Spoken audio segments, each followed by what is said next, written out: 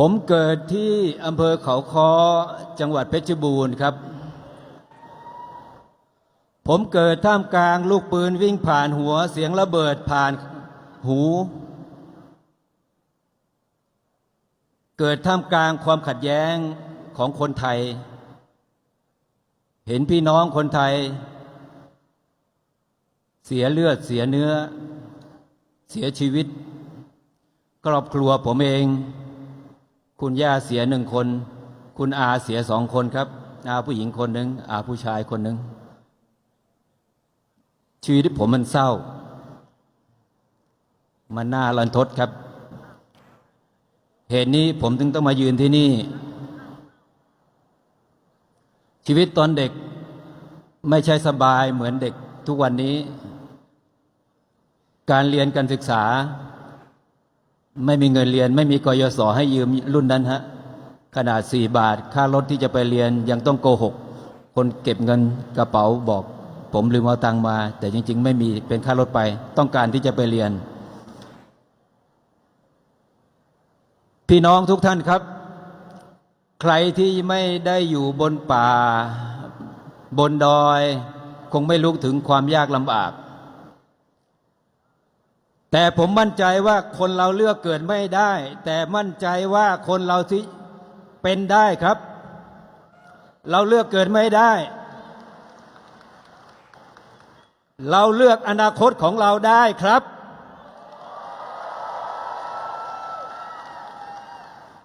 เราเลือกอนาคตใหม่ของเราได้ครับอีก1 วันข้างหน้านี้ครับ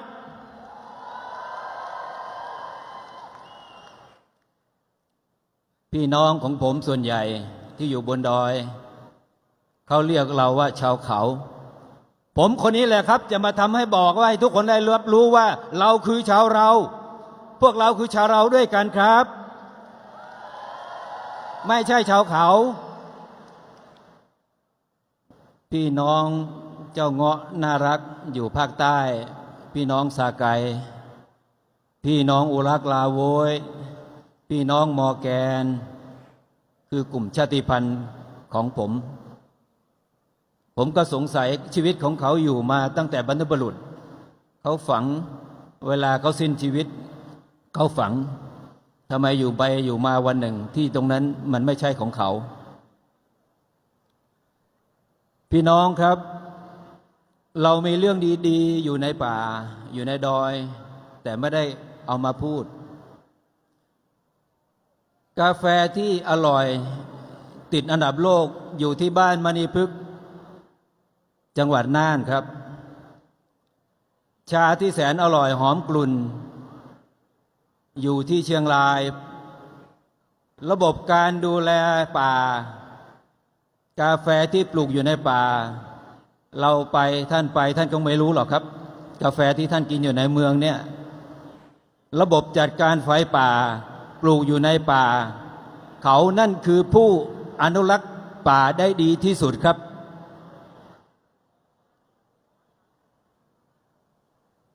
ชีวิตอยู่ของคนดอย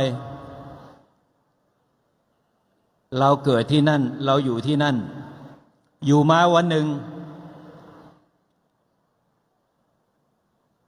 เขาบอกว่าเราตัดไม้ทำลายป่าเอาต้นไผ่ต้นนึงตัดต้นนึงก็บอกผิดกฎหมายผิดพรบก็ชีวิตเรามันอยู่ในป่าอย่างนี้แต่ไหนแต่ไรแล้วผมไม่เข้าใจว่าถ้ามีกฎหมายมาบีบบังคับมากดทับเราตลอดต้นไม้ต้นหนึ่งกับคนคนหนึ่งมีความสำคัญเท่ากันครับแต่ถ้าต้องเลือกต้นไม้ต้นหนึ่งกับคนคนหนึ่งรัฐจะเลือกต้นไม้หรือจะเลือกคนครับผมมั่นใจว่าคนปลูกต้นไม้ได้ถ้าต้องกำจัดใครคนหนึ่งไปคนปลูกต้นไม้ได้แต่ต้นไม้ปลูกคนไม่ได้ครับท่านเราสามารถดูแลป่าพี่น้องปากากยอของผมที่อยู่ในป่าเป็นแบบอย่างการอนุรักษ์ป่าที่ดีมากแต่ภาพทุกอย่าง เราเรียนแต่ในตำราตั้งแต่เด็กชาวเขาคือผู้ตัดไม้ทำลายป่าผมอยากถามเหมือนกันไอ้ที่ในเมืองนะทั้งหมดคุณตัดหรือผมมาตัดครับ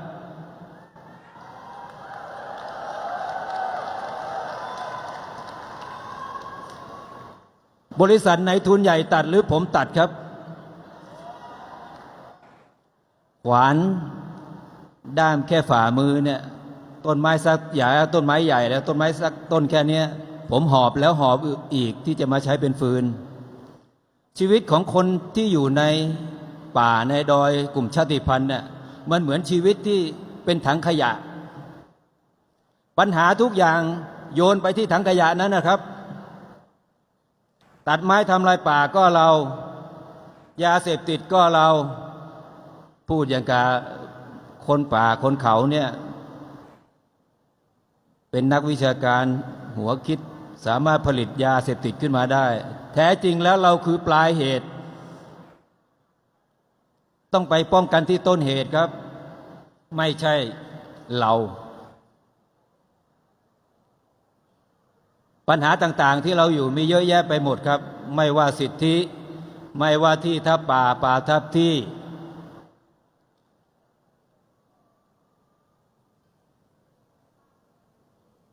เราหาทางไม่ออก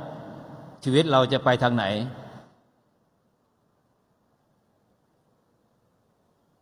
แล้วมาอยู่มาวันหนึ่ง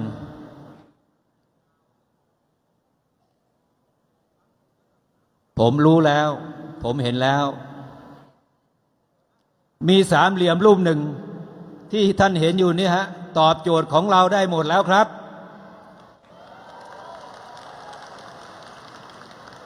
ผู้แทนสสของเราที่ผ่านมาพี่น้องกลุ่มชาติพันธุ์ครับที่ผ่านมาพอมาถึงบ้านผมก็บอกว่าเป็นสสของผมครับพอมาถึงที่บ้านท่านก็บอกเป็นสสที่บ้านท่านเราไม่ใช่ดอกไม้ริมทางอีกแล้วครับเราไม่ใช่แหล่งคะแนนเสียงที่คุณจะเอามาใช้แล้วทิ้งเราไปสสหนึ่งคนมีที่ปรึกษาอย่างน้อย 4-5 คนเคยไหมครับพี่น้องกลุ่มชาติพันธุ์ของผมครับเคยมีไหมที่เอาพวกเราไปเป็นที่ปรึกษาสักคนแต่พรรคสามเหลี่ยมนี้เอาผมมาอยู่ตรงนี้ปาร์ตี้ลิสต์ลำดับที่ 24ครับเกิดขึ้นแล้วครับ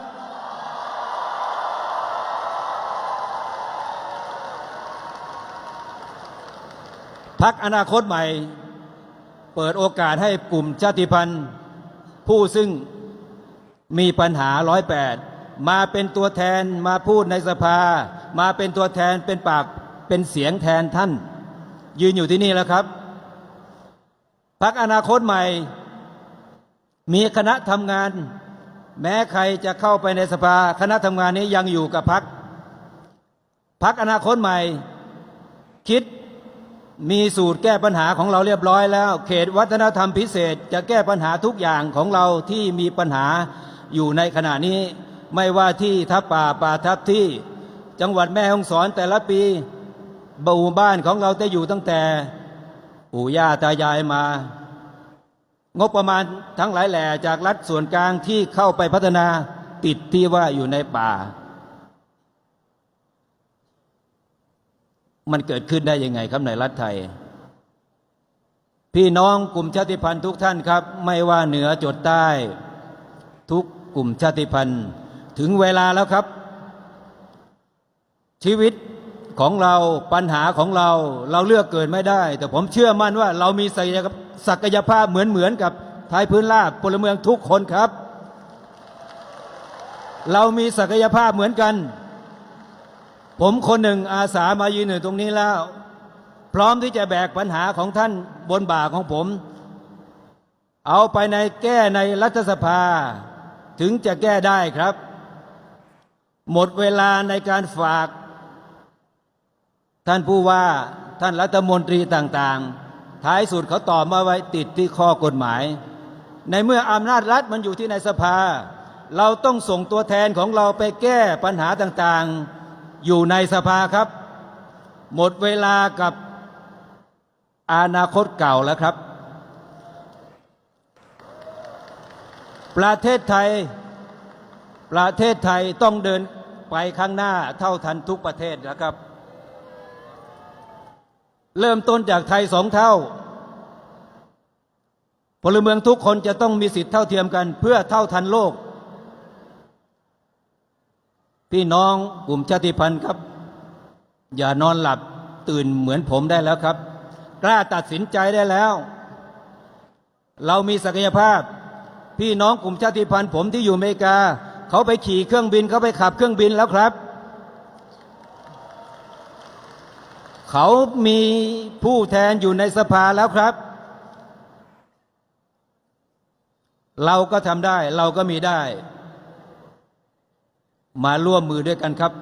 1 วันข้างหน้านี้